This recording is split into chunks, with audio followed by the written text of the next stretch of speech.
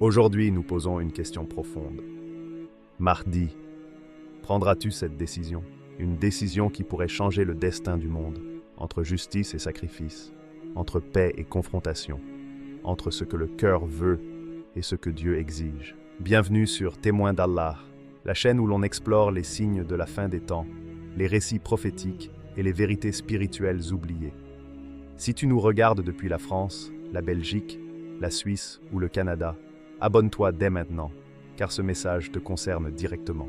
Le silence avant la mission, avant d'être un nom murmuré dans les prières des croyants, avant même que son existence ne soit soupçonnée, il est simplement un homme, un visage parmi la foule, quelqu'un que l'on croise sans s'arrêter, que l'on salue sans imaginer un seul instant que son destin bouleversera l'histoire du monde. Il n'a ni couronne, ni armée. Il ne possède pas les clés du pouvoir, ni les moyens de changer le cours des événements. Et pourtant, quelque chose en lui diffère. Un poids invisible, une sensation que sa vie n'est pas totalement la sienne. Un secret qui ne s'exprime pas avec des mots, mais avec un silence lourd.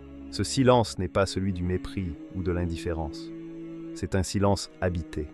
Il observe, il écoute, il ressent les cris que les gens ne prononcent pas. Dans les ruelles étroites, il voit l'enfant qui mendie un morceau de pain. Dans les mosquées, il perçoit la fatigue des fronts collés au sol, priant pour un secours qui tarde à venir. Dans les regards, il lit l'espoir, mais aussi l'abandon. Et lui, il se tait, car il ne sait pas encore quoi répondre à toute cette détresse. Ce n'est pas qu'il ne veut pas agir, c'est qu'il ne peut pas encore. Il se sent comme une mer avant la tempête, calme à la surface, tourmenté en profondeur. Son cœur lutte. Il se demande « Pourquoi moi ?» Il sent une force l'appeler vers quelque chose de plus grand que lui. Mais cette force ne se révèle pas pleinement.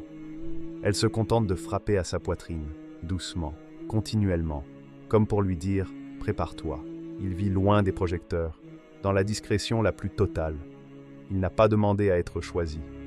Aucun ange ne lui est apparu pour lui dicter sa mission. Aucun rêve miraculeux n'a mis fin à ses doutes. Il vit comme tout le monde, mais son âme ne dort jamais vraiment. La nuit, quand la ville s'endort, lui reste éveillé. Il contemple le ciel, se demandant si quelque part, dans cette immensité, une réponse l'attend. Ce qu'il ressent n'est ni une révélation, ni une certitude, mais une pression intérieure. Le monde souffre, et son cœur souffre avec lui. Ce silence est une épreuve, parce qu'il ne sait pas encore s'il doit se lever ou continuer à attendre. Le monde hurle son injustice, mais lui se sent encore prisonnier de son humanité. Il n'est pas encore le Mahdi que l'on attend. Il est un fils, un frère, un simple croyant qui hésite entre deux mondes, celui des hommes et celui de la mission. Et cette hésitation n'est pas de la faiblesse. C'est le passage obligatoire de tous ceux que le destin arrache à la normalité. Ceux qui sont appelés ne le sont jamais sans combat intérieur. Car avant de diriger une armée, il faut apprendre à diriger son âme. Avant de défendre la justice, il faut vaincre ses propres injustices. Avant de parler au monde, il faut apprendre à parler à Dieu. Alors le Mahdi se retrouve face à lui-même. Entre ses mains invisibles, deux chemins, resserrer les poings ou poser le front sur le sol. Résister ou se soumettre, se battre par orgueil ou par amour. Ce choix-là ne se prend pas devant les foules, mais dans le secret d'un cœur qui tremble. Et c'est là, dans ce silence, que commence vraiment la mission. La décision que personne ne voit, la guerre que tout le monde imagine est bruyante. Canons, drapeaux, proclamations. Mais la guerre véritable, celle qui change le cours des choses, commence ailleurs, dans un cœur où le monde entier se condense en une seule question. La décision du Mahdi n'appartient pas aux généraux ni aux chancelleries. Elle appartient à ce lieu secret où la foi rencontre la peur, où l'amour pour l'humanité se heurte à l'instinct de survie.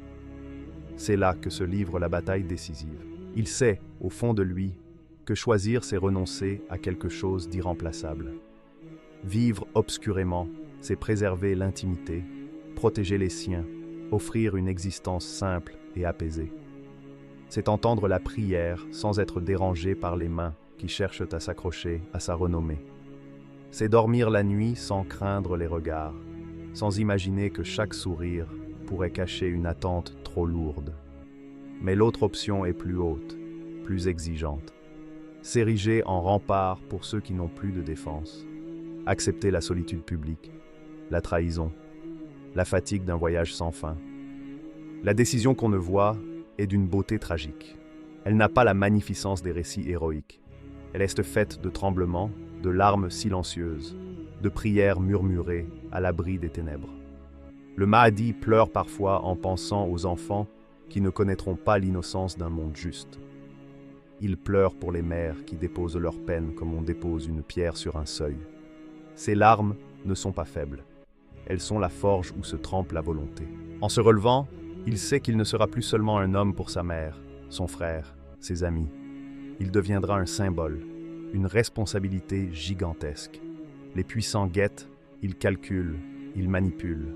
Les faibles espèrent, ils s'accrochent, parfois trop vite, parfois aveuglément. Entre ces deux extrêmes, le Mahdi doit garder une pureté d'intention, un trésor fragile que la politique et la guerre cherchent à dérober. Choisir, c'est accepter que chaque décision personnelle devienne matière à jugement public. C'est accepter que l'erreur soit amplifiée et que la patience devienne une vertu quotidiennement testée. Ce choix ne se prend pas en public. Il n'y a ni discours triomphal, ni réception solennelle qui l'annonce. Il a lieu la nuit, à la lueur d'une lampe, quand les voix du monde s'éteignent et que ne restent que les voix de l'âme.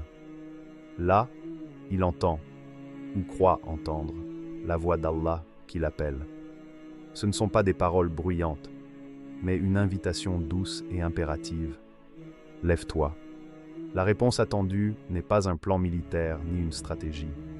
Elle est un acte d'abandon, un oui prononcé dans la nudité de la foi. Et pourtant, même ce oui n'est pas un remède immédiat. Se lever, c'est glisser sur une pente où tout devient défi. Fidélité aux principes, gestion des attentes, défense des innocents sans sombrer dans la vengeance. Les larmes qui accompagnent cette décision ne cessent pas dès que la route commence. Elles deviennent la compagne fidèle du leader. Parfois, elles parlent pour lui quand la parole humaine manque, et elles rappellent à ceux qui le suivent que l'émotion est le ciment d'une authenticité rare. La solitude de ce choix est immense. Les foules se réjouiront peut-être des victoires visibles, mais elles ne connaîtront jamais les insomnies, les doutes qui rongent, les nuits où l'on pèse chaque conséquence. Le Mahdi porte le monde comme on porte une charge invisible, et cette charge transforme sa vie en une offrande continuelle. À cet endroit précis du chemin, la grandeur se confond avec la souffrance, et la grandeur véritable, souvent, n'est perceptible qu'aux yeux de celui qui donne et prie. Choisir, enfin, c'est accepter d'être imparfait en apparence tout en cherchant la perfection intérieure. C'est consentir à être modelé par l'épreuve, à laisser les larmes purifier la volonté, à entendre l'appel même si le chemin s'annonce long et dangereux. La décision que personne voit n'est pas spectaculaire. Elle est intime, profonde, et c'est précisément parce qu'elle est intime qu'elle a le pouvoir de transformer le monde. Le poids de la responsabilité. Il y a des responsabilités qu'on peut refuser. Et il y a celles qui ne demandent pas la permission d'entrer. Elles s'installent dans le cœur, grandissent dans le silence, et finissent par s'imposer comme une évidence. Pour le Mahdi, cette responsabilité ne vient ni d'un trône, ni d'un peuple qui scande son nom.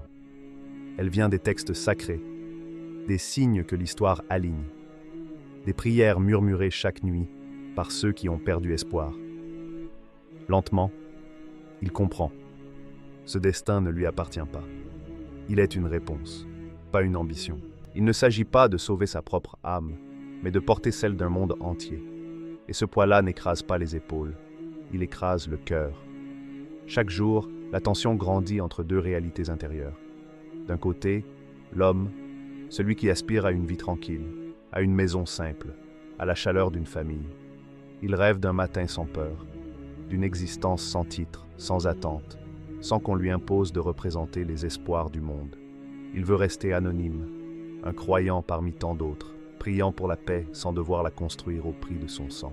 De l'autre côté, le serviteur d'Allah, celui qui sent que ce monde ne changera pas par des invocations seules, celui qui sait que la justice ne descend pas du ciel comme la pluie, Elle a besoin de bras humains pour l'accueillir, de cœurs courageux pour la défendre. Ce serviteur sait qu'obéir à Allah, c'est parfois dire adieu au confort, renoncer à la tranquillité, devenir l'abri des opprimés et la cible des tyrans. Deux mondes, un seul cœur. Et c'est précisément dans cet affrontement que la vraie question naît. Oseras-tu dire oui? Oui à la fatigue. Oui aux incompréhensions. Oui aux trahisons des proches, aux regards méfiants, aux accusations d'orgueil ou de folie. Oui à l'abandon de son nom pour devenir un symbole. Oui à la volonté d'Allah, même si cette volonté l'emmène là où ses pas tremblent. Cette responsabilité ne brille pas. Elle ne se porte pas comme une médaille, mais comme une cicatrice. Elle est faite de nuits blanches, de prières profondes, de doutes incessants. Le Mahdi comprend qu'Allah ne lui demande pas de vaincre par lui-même, mais d'être présent, d'être debout, d'être sincère. Le reste, c'est Allah qui le fera. Mais pour que le miracle se réalise, quelqu'un doit accepter de dire « Me voici ». Il voit déjà ce qui l'attend. Des peuples divisés, des savants qui douteront, des puissants qui voudront l'écraser, des croyants qui l'aimeront sans mesure, et d'autres qui le trahiront pour un morceau d'or. Il sait que même ceux qu'il sauvera ne comprendront pas toujours ses choix. Il sait que la justice est une route solitaire, et que pour l'emprunter, il faut accepter d'être incompris. Mais il voit aussi autre chose. Il voit les mains des enfants levées vers le ciel, les prières des veuves, les soupirs des prisonniers, les larmes des orphelins.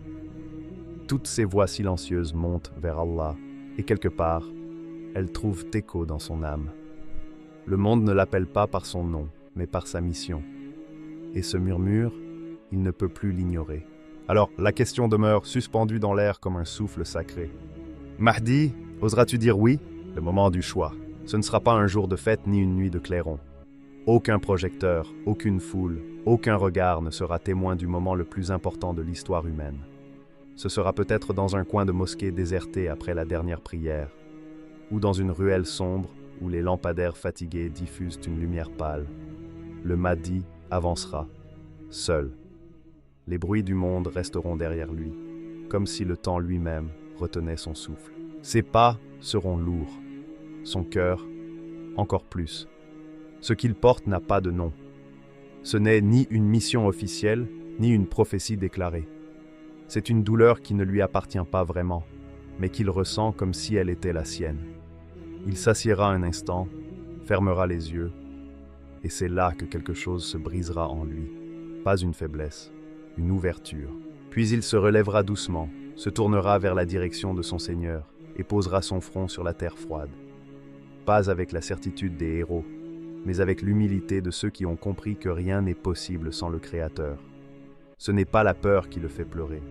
Ce ne sont pas les rois, ni les tyrans, ni les guerres qui viennent. C'est la conscience de se présenter devant Allah, nu de tout orgueil, sans défense autre qu'un cœur sincère. Il pleure parce qu'il comprend. S'il accepte, ce ne sera pas pour être acclamé, mais pour être consumé. Là, dans la prosternation, toutes les voix du monde se rassemblent dans sa poitrine. Celles des enfants arrachés à la vie avant d'avoir su ce qu'était la justice. Celles des vieillards exilés, regardant leur terre brûlée. Celles des mères serrant un linceul au lieu d'un fils.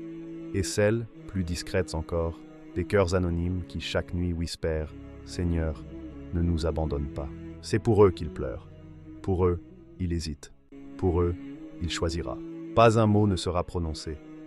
Aucun ange ne descendra du ciel pour sceller l'instant. C'est un secret entre lui et Allah, un pacte silencieux. Là, dans la poussière, un destin s'écrit sans plume et sans encre. Pas dans les livres, mais dans l'invisible. Il ne demandera pas d'être fort. Il demandera seulement que son cœur reste droit. Il ne priera pas pour la victoire, mais pour ne jamais trahir la vérité. Il ne demandera pas la facilité, mais la constance. Et c'est peut-être cela, la véritable grandeur. Accepter de porter ce que d'autres ne voient même pas. Quand il se relèvera, il ne sera pas un roi, ni un conquérant. Il sera un serviteur. Mais un serviteur qui a dit oui. Oui à la responsabilité. Oui à la solitude. Oui aux critiques, aux trahisons, aux sacrifices. Oui à la volonté d'Allah. Ce moment ne fera pas vibrer les journaux. Il ne déclenchera pas encore de mouvement, de réforme ou de guerre. Mais dans l'invisible, la terre tremblera. Les anges enregistreront, les cieux écouteront. Et le monde, sans le savoir, changera de trajectoire. Car les grandes révolutions ne commencent pas dans les palais, mais dans une prosternation, dans le secret d'un cœur brisé devant Dieu.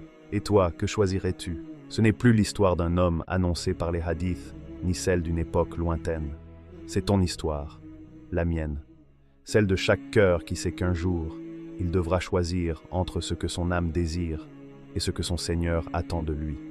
Parce qu'avant que le Mahdi dise oui, Allah regarde. Qui, parmi les croyants, est prêt à marcher, même tremblant, vers la vérité? Imagine-toi seul dans une nuit silencieuse. Le monde dort, mais quelque chose en toi veille. Tu sens que ta vie n'est pas faite seulement pour travailler, dormir, recommencer. Il y a cette voix intérieure qui te murmure. Et toi, que feras-tu quand le monde s'effondrera? Quand l'injustice gagnera du terrain, choisiras-tu le confort ou la foi? Le Mahdi n'est pas seulement une figure de fin des temps, il est un miroir. Son choix reflète ce que chacun devra décider au fond de lui-même, obéir à ses désirs ou obéir à Dieu. Ou, ce n'est pas un choix héroïque, ni spectaculaire, c'est un choix silencieux. Détourner son regard d'un péché alors que personne ne nous voit, refuser de trahir alors qu'on pourrait y gagner, rester juste même quand l'injustice rapporte. Ce sont de petites batailles que personne n'applaudit, mais Allah les voit, et elles pèsent lourd dans la balance. Parce que la vraie question n'est pas « le Mahdi osera-t-il ?» La vraie question est « et toi, oseras-tu oser dire non à ton ego quand il réclame vengeance? Oser dire non à ton cœur quand il court vers ce qu'Allah interdit? Oser dire oui à la prière quand ton corps veut dormir? Oui à la vérité quand le mensonge est plus facile? Oui à Dieu, même lorsque cela te coûte. Certaines personnes attendent que le Mahdi apparaisse pour changer. Elles se disent « Quand il viendra, je serai parmi ses soldats. » Mais comment défendre la justice demain, si aujourd'hui on ferme les yeux face à une injustice sous nos yeux? Comment suivre l'imam du courage, si nos cœurs sont habitués à la lâcheté? Le Mahdi ne sera pas suivi par des foules parfaites, mais par des âmes sincères, des hommes et des femmes qui, dans l'ombre, auront choisi Allah avant que le monde ne les regarde. Alors regarde ta vie. Pas celle que tu montres aux autres, celle que tu vis quand la porte est fermée. Là où personne ne contrôle tes gestes, sauf ta conscience. Là où tu pourrais trahir, mentir, désobéir, mais tu choisis quand même d'être loyal à celui qui t'a donné l'âme. Ce choix-là est plus grand que tu ne le crois. Peut-être que ce n'est pas toi qui changeras le monde. Peut-être que tu ne seras jamais connu, jamais célébré. Mais ce que tu changes en toi est vu par celui qui tient le destin du Mahdi entre ses mains. Alors la question revient, simple mais brûlante. Si tu étais à sa place, aurais-tu dit oui? Pas devant les caméras, pas devant l'armée, pas sur un trône, mais seul, le front contre le sol, les yeux remplis de larmes, la poitrine écrasée par la peur de décevoir ton Seigneur. Aurais-tu dit oui? Le Mahdi a fait son choix dans le silence, dans la solitude, dans l'intimité d'un cœur face à Allah. Son oui n'était pas pour la gloire ni pour le pouvoir, mais pour la justice, pour les opprimés et pour la volonté divine. Et dans ce moment, le monde a commencé à changer, mais ce n'est pas seulement son histoire, c'est la nôtre. Chaque croyant, à sa manière, est confronté à ce même choix. Chaque jour, Allah observe. Oserons-nous abandonner notre confort pour défendre la vérité? Refuser l'injustice, maîtriser nos désirs, protéger notre foi? Comme le Mahdi, nous sommes appelés à dire oui, dans le secret de nos âmes, à marcher sur le chemin difficile, mais juste. Le véritable courage ne se mesure pas par les victoires visibles, ni les applaudissements du monde. Il se mesure dans le cœur qui s'incline devant Allah, dans la constance face à l'épreuve, dans chaque petit acte de loyauté, de sincérité et de foi. Alors, regarde-toi dans le miroir de ton âme et demande-toi, si tu étais à sa place, aurais-tu dit oui? Car tes choix, aussi discrets soient-ils, façonnent ton monde et celui de tous ceux qui t'entourent.